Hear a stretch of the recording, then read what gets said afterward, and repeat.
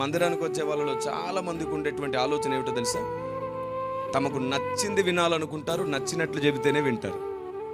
ప్రసంగం మధ్యలో 2 జోకులు కావాలి, వాళ్ళకి ఒక కథ కావాలి, వాళ్ళకు నచ్చిన సంగతి గురించి మాట్లాడాలి.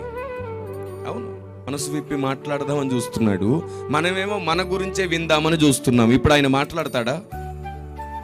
మన గూర్చి మనం విందామనుకున్నంత వరకు ఆయన మనతో మాట్లాడడు. ఎందుకంటే నిన్ను ఓదార్చే పని ఒకటి ఉంది కదా మధ్యలో. నువ్వు వచ్చి దిగులుతో బాధతో కూర్చొని నీకు నచ్చిందే విందామనుకున్నప్పుడు సేవకుడు కూడా పాపం ఏం చేయలేడు. ఎన్నో సంగతులు బోధిద్దాం అనుకున్నాడు కూడా ఏం చేయలేక తన హృదయాన్ని కట్టుకుని, అయ్యో నా పిల్లలు దిగులుతో ఉన్నట్టున్నారు, వీళ్ళని కొంచెం బలపరచడానికి ఒక సంగతి బోధిద్దామని చెప్పి జక్కయ్యను గురించి నీకు తెలుసా? రక్తస్రావం కలిగిన స్త్రీ మళ్ళీ సండే స్కూల్ స్టార్ట్ అవుద్ది. మళ్ళీ సండే స్కూల్. మేము ఎందుకు బతుకుతున్నామో, ఎందుకు చస్తున్నామో, ఎందుకు ప్రయాసపడుతున్నామో కొన్నిసార్లు మాకే కన్ఫ్యూజన్ కలిగేటట్లు జరుగుతుంది పరిస్థితి.